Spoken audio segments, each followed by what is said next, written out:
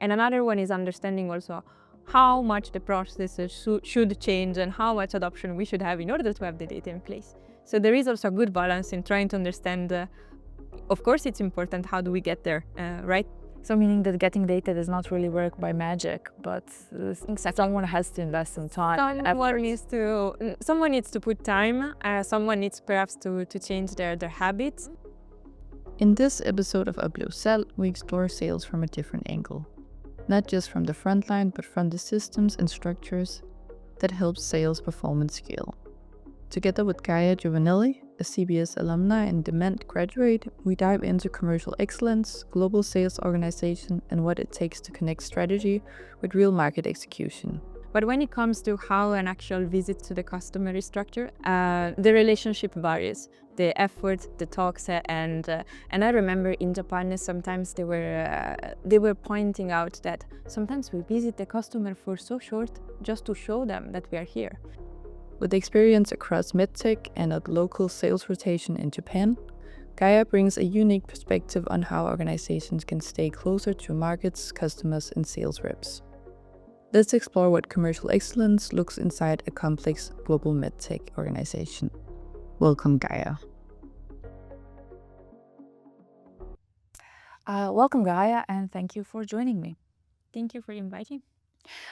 Before we dig deeper into commercial excellence itself, I would like to start with the perspective that you built through relatively diverse experiences in your early career. So I'm wondering, looking back, what parts of your academic journey most influenced how you see sales and organizations today?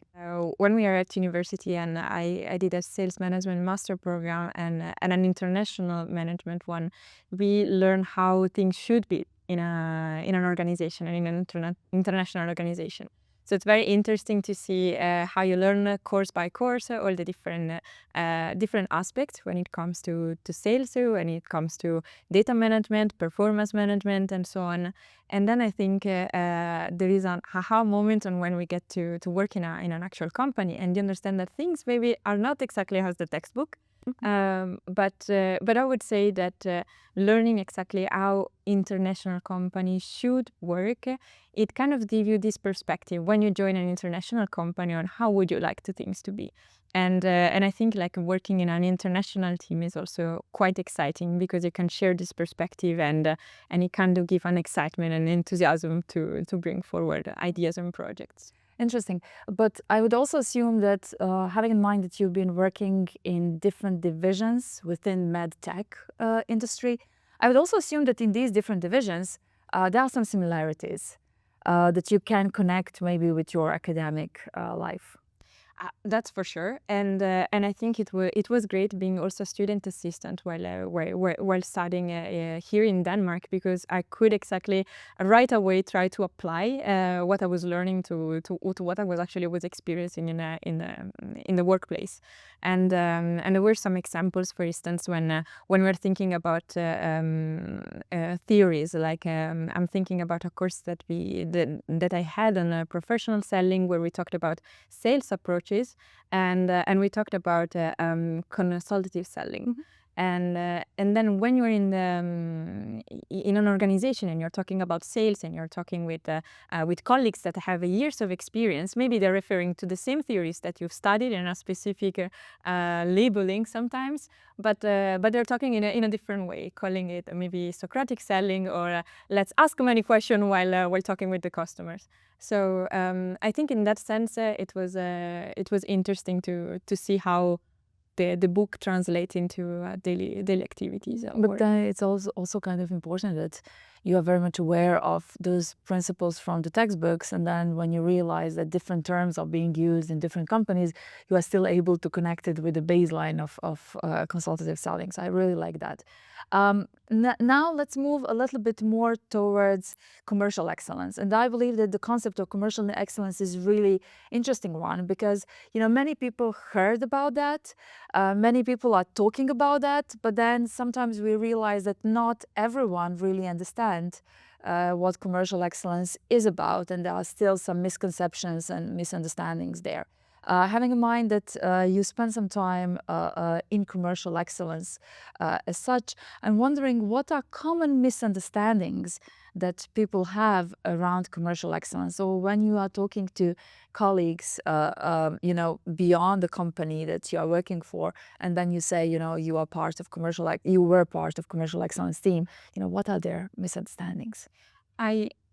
That's a super interesting question, because I feel like when we talk about commercial excellence, is of course the name of a department in some of the major companies, but it's not a mandatory department as you might have marketing, finance, or other departments. Which is probably one of the sources of these misunderstandings. Yeah, and it can be exactly a little bit confusing at times. And I would say that commercial excellence is probably also kind of an approach that it doesn't have a precise recipe, right? So each and every company might apply this theory and this approach in different ways, according also to what they need. I would say that sometimes it's very difficult to explain where commercial excellence is anchored within an organization. It can be within marketing, it can be more within sales. But I think when I'm trying to explain what commercial excellence does is basically like that department that sits a little bit across marketing, sales, sometimes finance, and it kind of very much connects what is leadership and the strategic thinking to the actual execution that happens in the markets. Mm-hmm. So can I try to translate it in this way? So I'm wondering, when commercial excellence does really good job in the company, what does that change for salespeople on the field? Okay, well, I would say, first of all, having a commercial excellence department in my very early experience means that the sales reps and the sales manager in the field have a channel to be heard. So they have a channel to actually explain whether they have challenges exactly, or whether they have actually a super best practice that they want to share across the organization. So the team becomes kind of like the way to communicate with leadership and where exactly the execution might happen. So being heard and having almost a trusted department and team within the organization. Which means that when commercial excellence is shut down as department, salespeople are having more challenges to be heard, and also to promote some ideas or challenges that they have on the field. Do I understand you correctly in that sense? That could be a challenge. Of course, it depends. It can be that exactly commercial excellence is in the company as an approach, but it has a different name and it's sits in a different team. But having clear a channel where they can be heard, for sure, it's the key for have this type of approach and this type of project having a life and an importance. And then so we are very much aware of all benefits that commercial excellence is bringing, primarily to salespeople, but then also to organization as a whole. But I'm sure that there are some risks associated with imposing additional units within the organizational structure, especially when those organizational structures are very complex. So one more unit of complexity still could be risky. So I'm wondering, what are some risks that we can associate with commercial excellence department? So, what if commercial excellence is too much focused on processes or standardization, or It depends probably also a lot on the maturity of the organization, because the overall goal of commercial excellence, for how I experience it is that it's almost like a in-house consulting role within the company.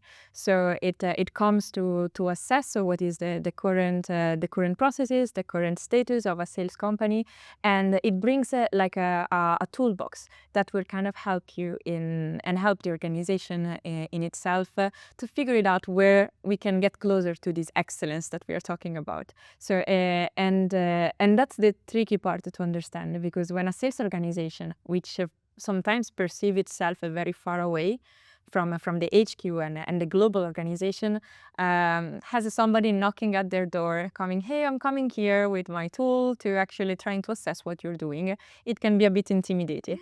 And I think that perhaps that's where it's important to understand that it's being heard and being able to build the trust and the relationship with the people. That's the key. So if I understand you correctly, commercial excellence is there to really support salespeople. And despite the fact that when we were preparing for this episode, we haven't really mentioned it, but I know that you've been also working on some projects in Spain where you help to people on the field in terms of their territory management through commercial excellence activities. Can you maybe tell us a little bit about that? Because that's a very good example how commercial excellence can make a real impact, which is very tangible for people on the field. That was one of the projects that I was just supporting at the beginning of my graduate journey within Demant, and it was a process in which I remember that we were contacted as a team from the local team, and that's already kind of signaled the fact that they need our resources, they needed our support, and but it also needed some analytical power to some extent. And the process was exactly, hey, we're going towards a big change. We were selling in a specific way. We're moving towards having a unified team that will sell our products. So in that sense, there were some analyses needed before these changes actually could happen within the organization. And being able to be there to support and dedicate extra resources when needed, I think that was very important to me to see how the organization was ready to support and how the team was perceived in that specific moment. So on a commercial, let's say, emergency to some extent. But I think that also means that when there is a change from a strategic perspective, so if we look at it more from a leadership perspective, a decision, from the decision to the actual execution, there are always many steps. And being able to have a team that has project lead experience, but also analytical skills, it's an advantage to be sure that from the strategy, there is also a hassle-free execution. And then I would also assume that, especially when we are talking about large organizations which are present in many different global markets, that there is some kind of balance between trying to be as efficient and effective as possible in the local market, and then having some gold standard or very standardized procedure of how sales is being executed. I'm sure that commercial excellence has to say something in this balance. Can you comment a little bit on that? Of course, I feel like this team as of course what I've been seeing and how I'm seeing it going forward is the middle layer between decisions that are taken top down and sometimes input given bottom up. The advantage is that a team structure like this, I've been seeing that they know the countries very well, they know the people, and they also know the similarities across countries, but also the major differences. So when it comes to rolling out new standards, processes, this knowledge is crucial, because then it's also a pre-assessment and also a sanity check, whether the process and the standard is there to actually support, or it will create extra friction. So I think it's a good knowledge base to have when it comes to build this golden standard across the organization. Thanks a lot for all these insights about the commercial excellence. So now I would like to move a little bit topic into Demant graduate program, because you've been part of the program, and what I heard from you program was very interesting for you, at least. Because as a part of the program, you had opportunity to be at different markets, to work with different markets, and as I can understand, you are also continuing in that sense. So I'm wondering, let's now first focus on the program itself. So graduate programs are allowing to graduates to move across different functions and different units, which means that instead of spending more time in a single role, you change roles, you change functions. I'm sure that there are some benefits around that, but I'm also sure that there are some, risks or some downsides associated with it. Let's focus first on the benefits. I'm wondering, what do you see as a benefit of being part of the graduate program and then changing roles every 6 months if I don't. It can vary 6-8 months, but at first I would say that there are way more benefits than downsides. But in general, you learn a ton. You learn a lot from so many different people continuously. So your learning curve is not steep more, if you can say that. And I would say one of the super cool thing that I experienced is the exposure that you get within the organization. So as a new employee, you come in an organization and you're trying to be up to speed to what's your task, what's your role, and what are your major stakeholders. Within a graduate program, you do that, but you also know that you will stay within that team, within that role for a short period of time. So you need to do it as fast as possible in order to become valuable for the project and for the task. You get the chance to work across different teams, having different managers, and work on different projects. So I think that's a super cool aspect to consider while applying eventually for one.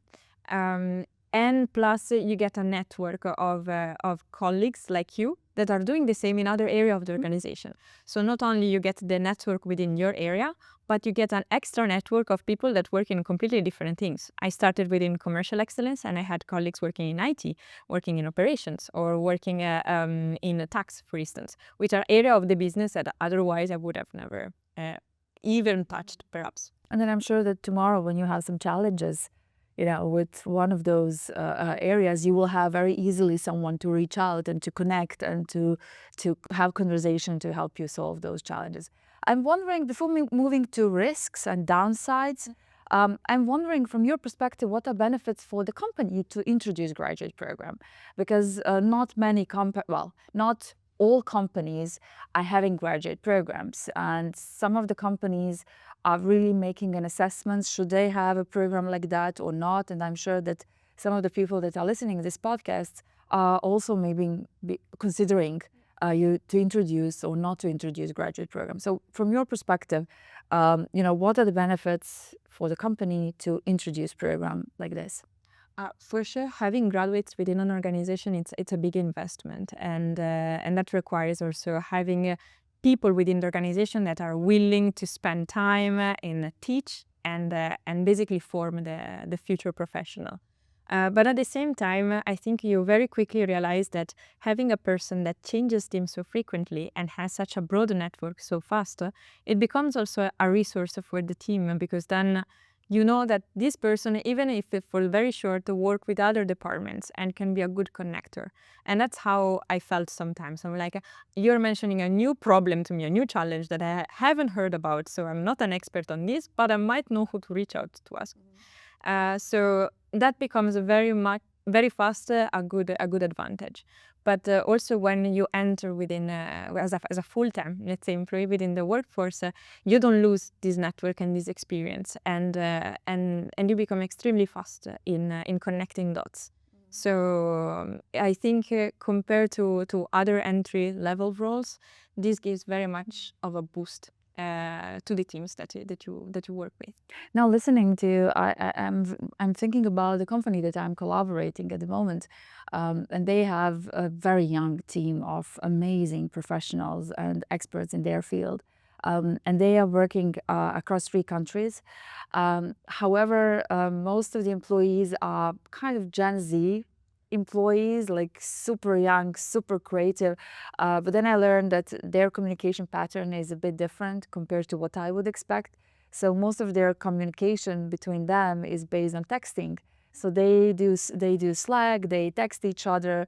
Sometimes they're really missing communication. Really, sometimes things are being lost because of some barriers or noise in messaging and Slack communication. So I can really see the benefits of graduate program for this company, because in that sense they would be able really to have people who are kind of boundary spanners and, as you say, connectors among teams that can go beyond Slack messaging and textual messages. So indeed, if you haven't considered before, so consider having a graduate program. But as anything, there are also some downsides.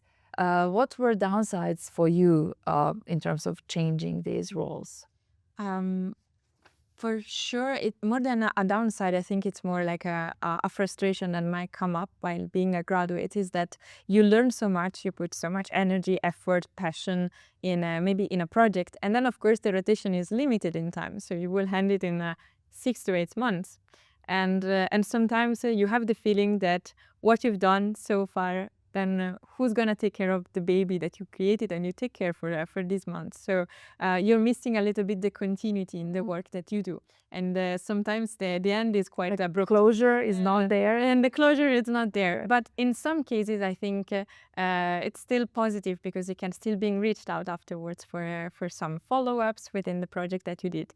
But you always have this feeling of like needed to let go on the project that you did for that time. And that's perhaps sometimes difficult to do.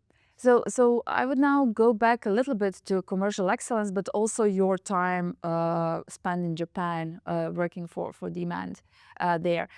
So I'm wondering, are there some moments in time when you realize, like, I would never being able to see this if I would stay in Denmark in headquarters, if I wasn't a part of local team in Japan? There are many examples that comes to my mind, especially because Japan was also a very different culture from mine and from what I was used to. But in general, there is an example that I have, which is being close to the customer. So while you work in HQ and in a global environment, of course, you're close to the countries, but you're close to your colleagues in the country. When you work in a local office, you also get closer to the customer to some extent. And as a local office, I remember we had this event with also customers joining, and we met this owner, relatively very experienced within the field, and I remember him having a hearing loss himself. So and that was a paradox, like being at a hearing aid event, having an hearing loss yourself, and not wearing a hearing aid at that time. So being exposed to that time, it was very interesting, because I remember asking the general manager that was at the event, like, but how so? How come? Like, he's not convinced yet that it actually is gonna change his life in that sense. And I remember that from that discussion sparked, and like a few months after, and I was still in Japan, I got invited to this event with the same customer that actually finally tried an hearing aid from us, and he started actually like being one of our major sponsors. And that's such a story that gives you such a motivation now within the industry, within this sector, of course, but in general, like, it's something that as an employee that works in comics, you wouldn't experience just only being sitting in global. So being close to the market, being there, meeting the customer, it's also something that brings you closer to the sales rep, right? And I will for sure always remember this dynamic that I wouldn't have experienced somewhere else. So is there something in sales which, at least in your perspective, is more culturally dependent than something else? Like, what are the elements in sales that are very culturally dependent based on your experience? I mean, for sure, when we're talking about what's the day, how's the week of a sales rep, there are some commonalities across countries. Like, we're talking about the visit planning, the target. Of course, it depends on the sales cycle, but more or less there are similarities. But when it comes to how an actual visit to the customer is structured, and now I'm talking more, of course, B2B sales, the relationship varies. The effort, the talks, and I remember in Japan sometimes they were pointing out that sometimes we visit the customer for so short just to show them that we are here, and there were visits logged in our system very, very short, like 20 minutes. And I'm like, what do you talk in 20 minutes? And just the time to arrive and then you leave. I just left my business card to show the customer that we put effort.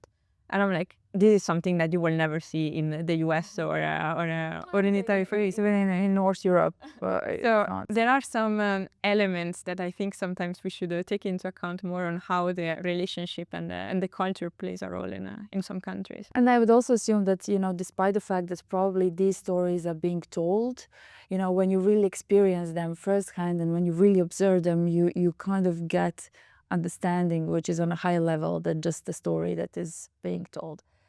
Thanks a lot for this. Now talking about relationship between local markets and local processes which are very specific for the local market, and then some global standardizations which have to be in place. I'm wondering, in your experience, what is the best balance between the two? How to find balance where there are still some standardized procedures which are being adopted locally. How Demant is doing that? It's still a challenge. I don't think I have the answer to solve it now, but for sure there are elements on of course understanding what's the goal from the leadership and where the company is going, what are the priorities, and trying to match it what is actually the maturity and the tools that we have available. Sometimes it's also being a pragmatic, how closer we can get to this standard that we're pitching to the countries, and being close to the market. I think it gives us a good balance in understanding what can we push and what can wait, perhaps. And I'm sure that there are some frictions between global and local procedures.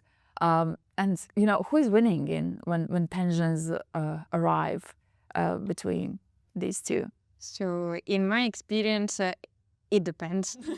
So there might be some processes that it's time to be pushed, and then it's a matter to understand not whether it's possible or not to do it, but it's what's the most important step to take first, and how do we get there.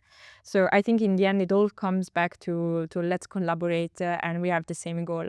In the end, that's very much the balance that it's important to find. I wouldn't say that there is an actual winner or an actual loser, but there is who managed to find the best compromise. Okay, as we are getting to the end of this conversation, I still have a few questions that I would like to ask. Now, having in mind that you spent some time in commercial excellence and you are very much aware of some of the goals or challenges that commercial excellence has, I'm wondering, are there some challenge that organizations are underestimating today? There must be many. Let's start from there. What I could see is that there is perhaps a big push towards let's be way more data driven where it's possible, and that's of course a great thing. But that means in order to trust the data that we have, we also need to have processes in place and good data entries. And when we're talking selling, and what I've been seeing, sometimes it depends a lot on the story of the company and how the business has been developed. It's how much the relationship was out there, what were the important things, and how the business is developing, right? So I think one thing is exactly pushing to have the data ready right away, and another one is understanding also how much the processes should change and how much adoption we should have in order to have the data in place. So there is also a good balance in trying to understand. Of course, it's important. How do we get there, right? As we were mentioning just before. So meaning that getting data does not really work by magic, but someone has to invest some time. Someone needs to put time. Someone needs perhaps to change their habits, and so that's probably also what we can say a change management factor. And what I've also noticed sometimes is that also the ways we can input the data are not as advanced as sometimes we expect them to be. So sometimes there are still manual processes that need to be tackled in order to get the data as fast without exactly spending extra time in delivering data, right? And when you are talking about creating new data and entering new data, who is the one to enter and to create? Most of the times are our salespeople. If we're talking sales, of course, they are the ones that have the touch point with the customers. They are the ones that are out there, and they have the most informations. Of course, there are other data points, right, from marketing and from other departments that are more maybe admins. But it also comes back to how is the sales company structure? Do we have admin people? Sometimes there are no resources, so sometimes it's all goes back to the sales reps that we expect them to spend much more time with the customer. But isn't that paradox a bit?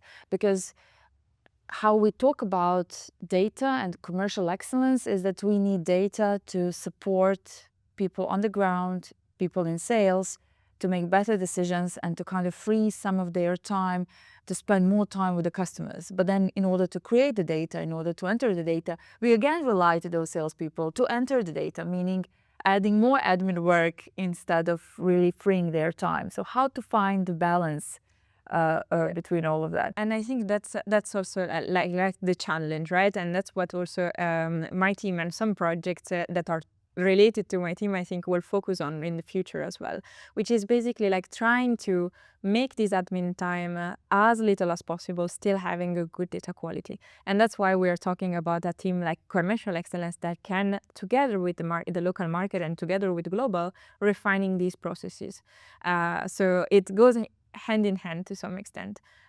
So having somebody that keep revising the process and moving it towards this excellence that we're talking about will for sure trying to prevent these extra time that otherwise are spending far away from our I think that's a very good sales pitch for salespeople. So if you tell them that, commercial excellence is there to help you reduce admin workload and admin tasks and to free up your time so that you can spend more time with the salespeople, with your customers, I'm sure that many of people in it's sales for sure one of the goals would be very much appreciating this.